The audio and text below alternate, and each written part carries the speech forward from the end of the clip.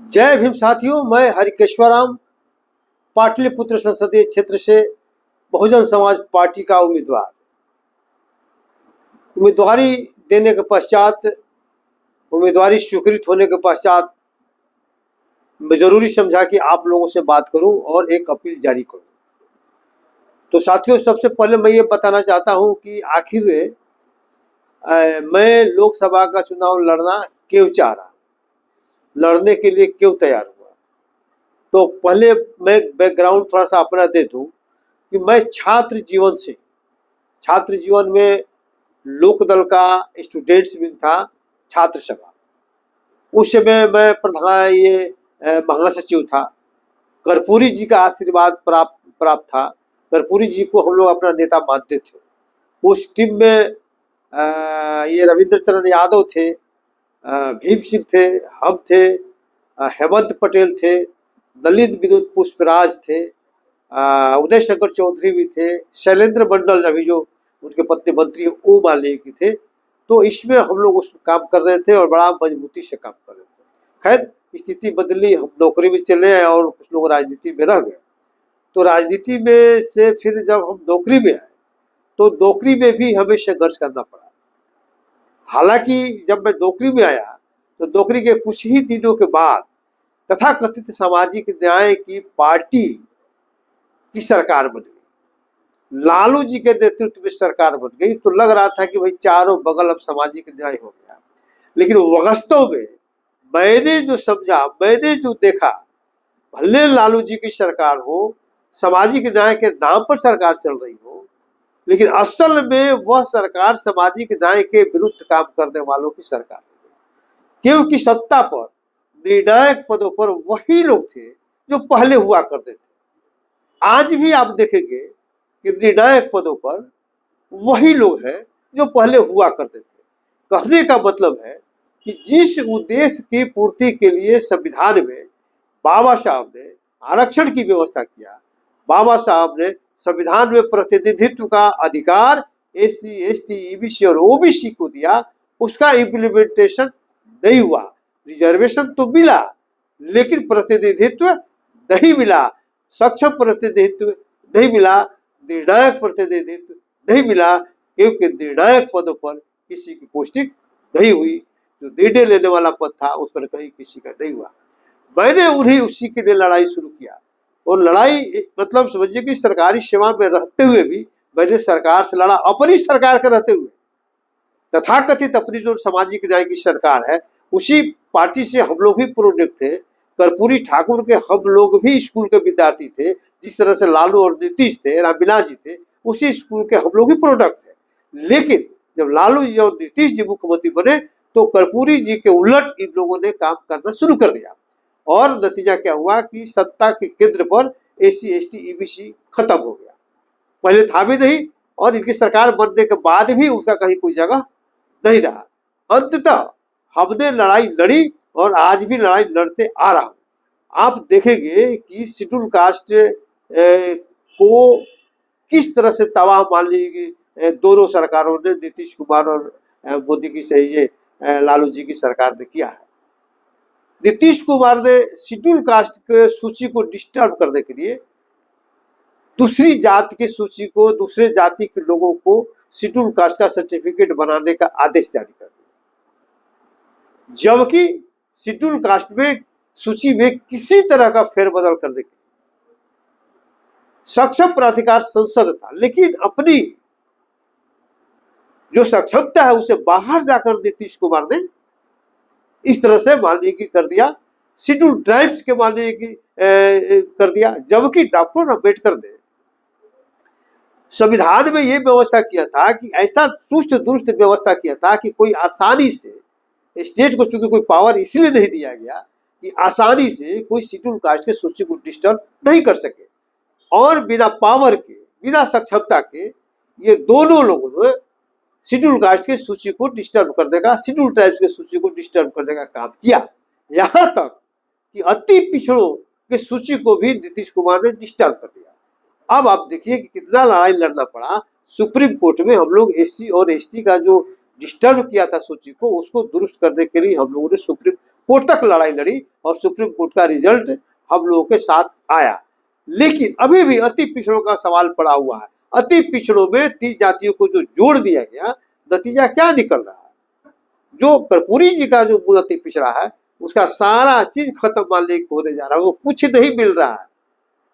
जिला परिषद के चुनाव में उनको रिजर्वेशन था, 8 सीट रिजर्व था, 7 सीट पर इन्हीं 30 जातियों ने ले लिया।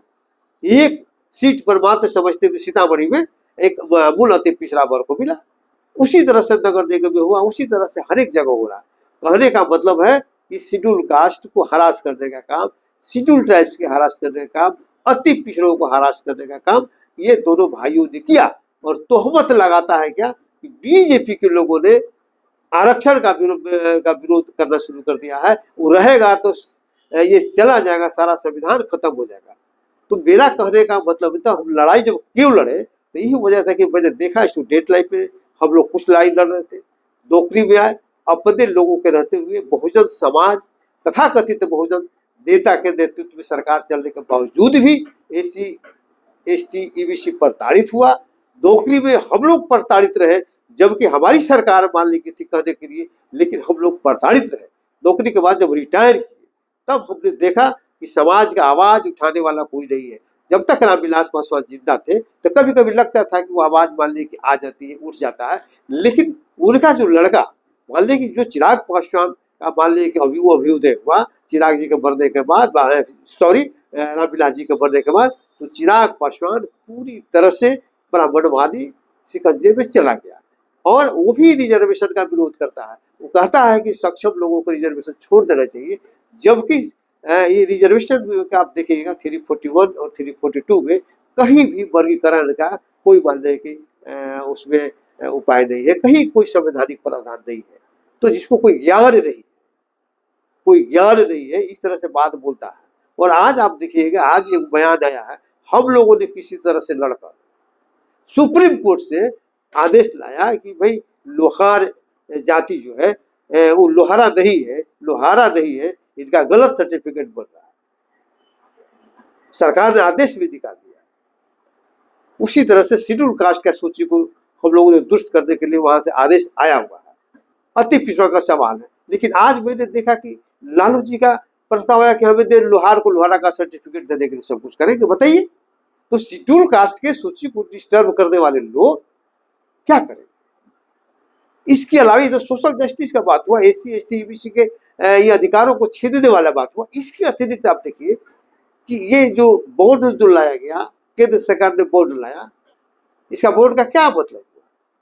मान लें कि जिसका आमदनी कम है और अधिक चंदा दे रहा है, इसका क्या मतलब है? या तो आप उसको अधिक बेनिफिट दे रहे हो और उसी बेनिफिट में बंटवारा कर रहे हो, और वो बेनिफिट अधिक जो दे रहे हो तो कहाँ से दे रहे हो? तो जनता को खून चूस कर मान लेके दे रहे हो।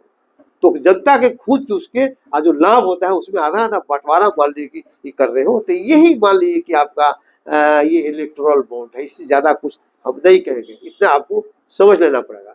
बेरोजगारी का मामला खत्म हो रहा है, निजीकरण के चलते ये आपका निजीकरण शुरू हो गया, आर्थिक विषमता बढ़ रही है अमीरी गरीबी के बीच में। अब 80 करोड़ लोगों को आपको रोजगार देने करना पड़ा रहा, अनाज देना पड़ रहा। तो ये कितना खराब पोषण है, कितना खराब पोषण है कि मान लीजिए कि इतने आजादी के इतने दिनों के बाद भी आपको 80 करोड़ लोगों को भोजन देने की जरूरत पड़ रही है। अपने पैरों पर खड़ा होने में अभी भी सक्षम नहीं हो पाए हैं और कहते हो कि विकास हो रहा। तो ये सारा चीज है, और खासकर दलित वर्ग, आदिवासी वर्ग, और इसमें कहीं नेतृत्व आप देख रहे हैं। पहले आप सुनते थे कहीं ना कोई किसी स्टेट का चीफ मिनिस्टर कोई इसी भी हुआ करता था, शेड्यूल ट्राइब्स मालिक होते थे। तो आज तो मालिक दे दे के शेड्यूल ट्राइब्स में एक हेमंत सोरेन हुए, उनको भी जेल में डाल दिया गया। SC का तो नाम ही छोड़ दीजिए, कहीं कोई मुख्यमंत्री नहीं है। तो मेरा कहने का मतलब कि SC ST सिर्फ EBC नहीं है, हम उसके साथ हैं जिसके साथ अन्याय होता है। आज चूंकि SC ST EBC के साथ अन्याय हो रहा है तो आज हम उनके साथ हैं। कल अगर मान लीजिए कि कोई सवर्ण के साथ अन्याय करेगा, कहेगा कि वो उसका हिस्सा हम छीन लेंगे और लोग को छीनने का कर रहे हैं, तो उसके साथ खड़े हो जाएंगे। तो मेरा कहने का मतलब अभी जो दो अन्यायी ताकतें खड़ी हो गई, अब देखिएगा कि मुसलमानों के साथ क्या हो रहा है। बीजेपी जो कर रही है सो कर ही रही है। एक को सीट माले के एनडीए में मिला है, और लालू जी ने 23 में कितना दिया है? 2 को। यादव को कितना दिया है? दो, क्या मतलब? आपसे ज्यादा पॉपुलेशन है, आपसे ज्यादा मान लें कि आपको वोट देता है, आपको आपसे ज्यादा यादवों से ज्यादा बढ़ चढ़कर मान लें कि हिस्सा लेता है, आप फिर भी बीजेपी कर ही दे, फिर भी आपने वो कर दे उसके साथ बेईमानी। तो ये इस तरह से अन्यायपूर्ण जो व्यवस्था है, अन्यायपूर्ण जो सिस्टम चल रहा है, उसी के खिलाफ आपका भाई, आपका बेटा, आपका दोस्त पाटलिपुत्र संसदीय क्षेत्र से खड़ा है, और इसलिए खड़ा है ताकि हम लड़ाई को आगे बढ़ा सके, आंदोलन को आगे बढ़ा सके, आपकी आवाज को हम संसद तक पहुंचा सके। हमको आप आवाज देंगे तो हम जो बोलेंगे वो आवाज गूंजेगी, दूर तक जाएगी और समाज पर उसका असर पड़ेगा, सरकार पर उसका असर पड़ेगा। ऐसा नहीं है कि हम जीत कर जाएंगे, अपने सुविधा के लिए जाएंगे, और लेकिन जनता से भी अपील करेंगे कि आप निश्चित रूप से हमें आप जिताइए। आप तीनों कैंडिडेट में देख लीजिए, मेरा क्वालिफिकेशन देख लीजिए, मैं सामाजिक संघर्ष माने के देख लीजिए, मैं आरक्षण बचाओ संविधान बचाओ मोर्चा बनाया, उसके माध्यम से माने कि मैंने लड़ाई लड़ा और मैंने सामाजिक न्याय को धरातल पर लाया। तो सामाजिक न्याय का नाम लेना लोग भूल गया था, मैंने संघर्ष के माध्यम से सामाजिक न्याय को धरातल पर लाया, और आज सामाजिक न्याय की चर्चा होने लगी है, आज आरक्षण की चर्चा होने लगी है, आज संविधान की चर्चा होने लगी। इसमें मेरा बहुत बड़ा योगदान है।